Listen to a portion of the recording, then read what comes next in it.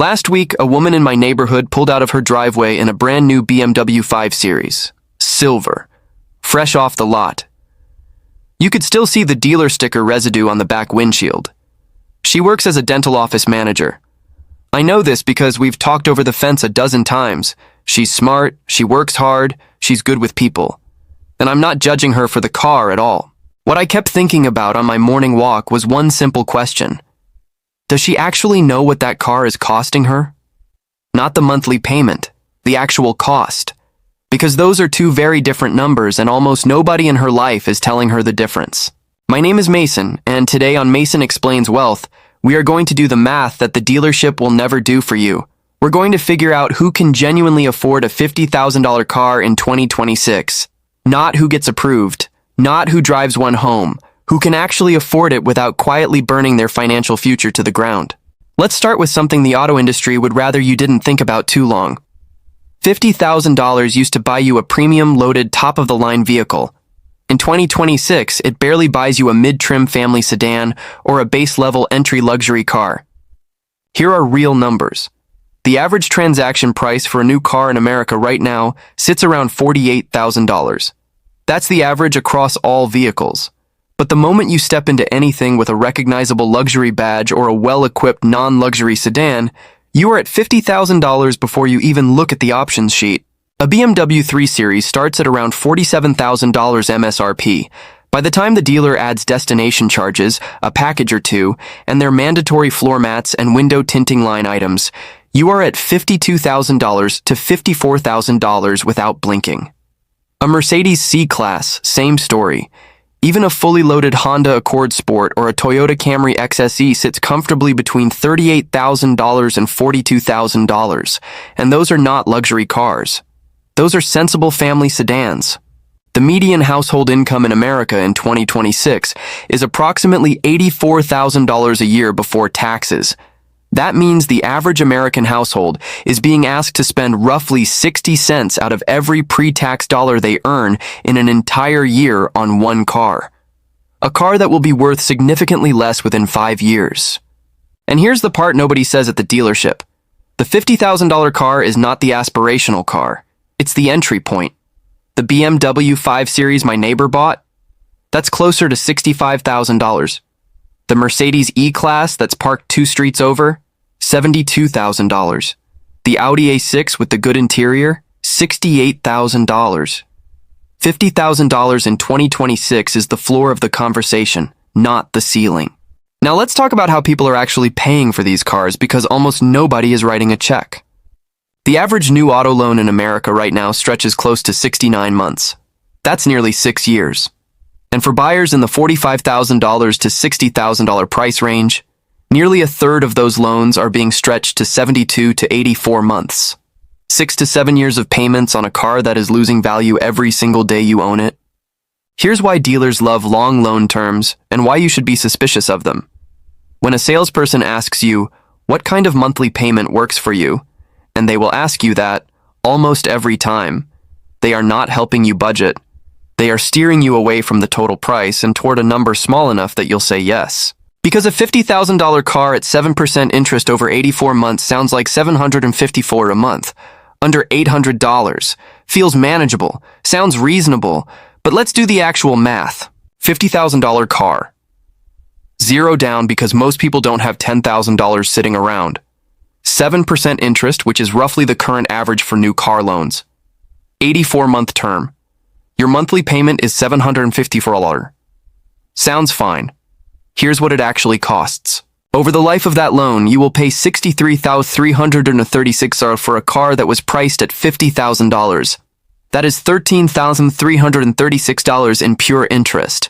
You just paid a used Toyota Corolla to the bank in exchange for the privilege of spreading the payments out over 7 years. By the end of year 1, your $50,000 car is worth roughly $38,000 to $40,000. Your loan balance is still around $45,500. You are underwater by $5,000 to $7,000 on a car you've owned for 12 months. And if life happens, a job change, a medical bill, a move, you can't sell it without writing a check to cover the gap. But the loan payment is only the beginning, because the car doesn't care what else is happening in your life. And the car is expensive in ways the window sticker never mentions. Let's build the real number. Full picture. Monthly. Loan payment on a $50,000 car, 84 months at 7%, $754.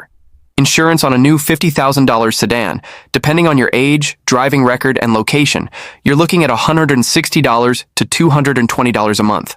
We'll call it $185. Fuel. A typical mid-size car gets about 28 miles per gallon combined.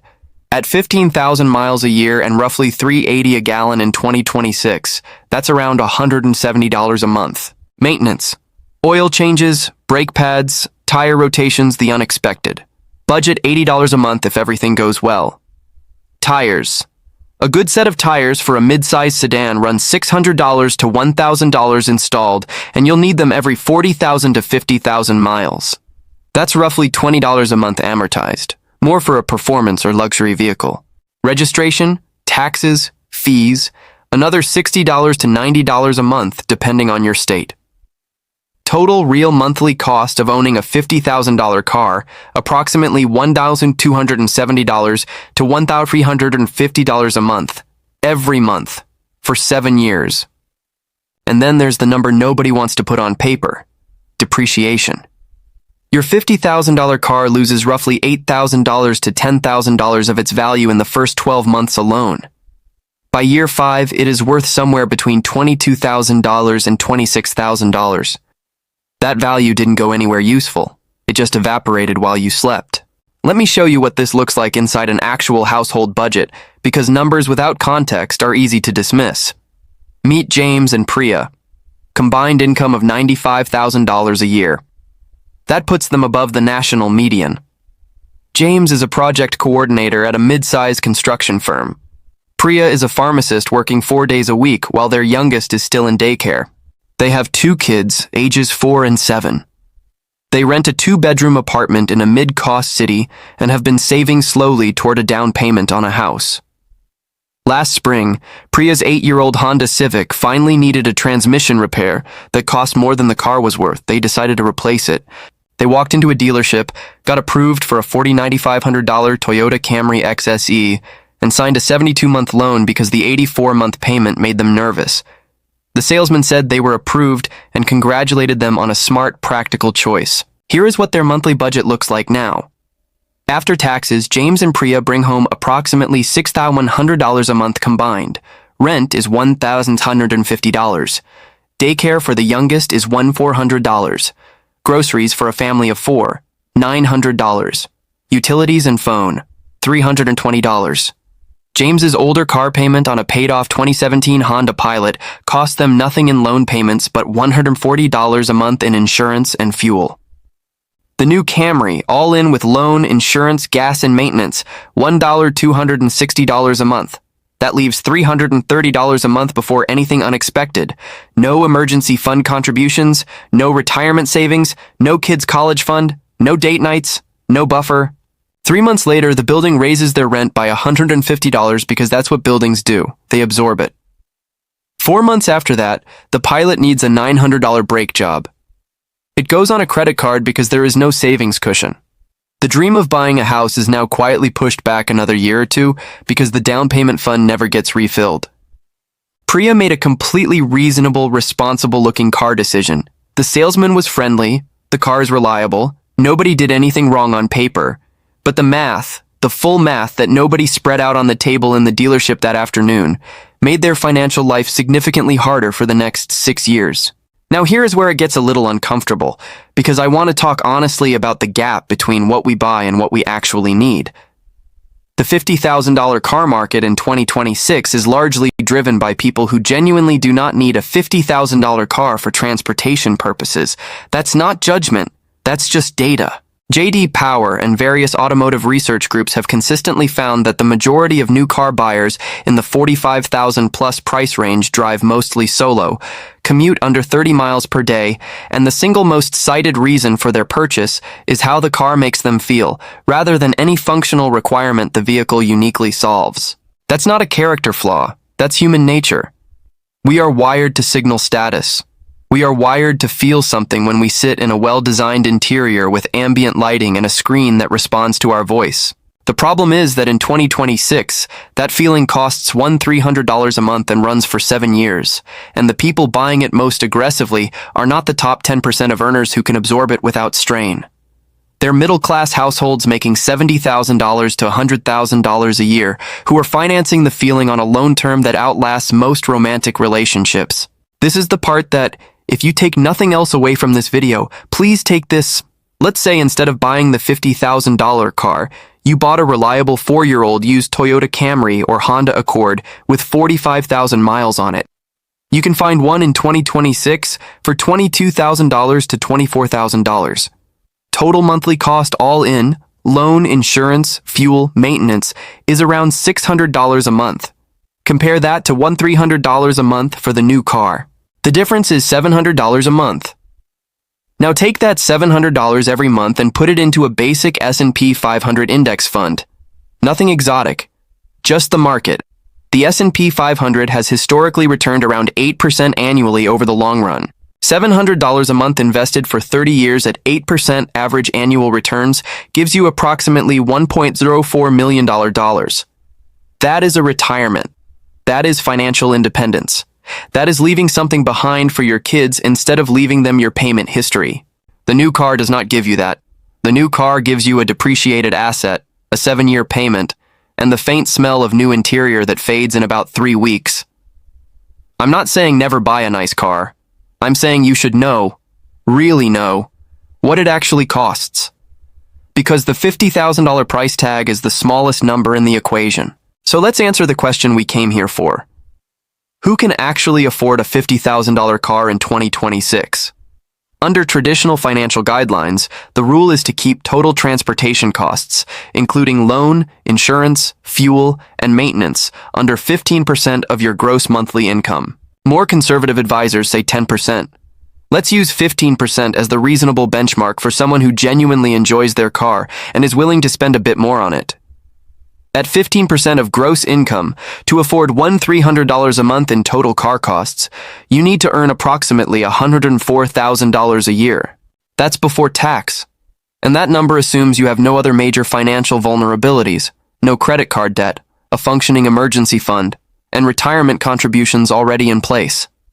To do it responsibly, meaning 20% down, 4-year loan term, total costs under 10% of gross income, you need to be earning closer to $145,000 to $155,000 a year. That is the top 15 to 18% of American individual earners. Not the rich, not the ultra-wealthy, but solidly upper-middle-class income earners with stable employment and no significant consumer debt. The people actually buying these cars in the highest volume are households earning $65,000 to $100,000 a year. The James and Prius of America. People who got approved, who are not irresponsible, who are not reckless, but who are quietly giving up retirement savings, emergency funds, and financial flexibility for a car that the dealership told them they could have. Here's what I want you to do before you buy any vehicle in 2026. Sit down, take 20 minutes, and write out the real number. Not the monthly payment the dealer quotes you, the full number.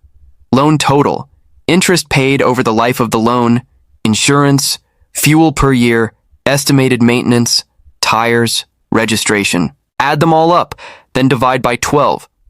That is your actual monthly cost of ownership.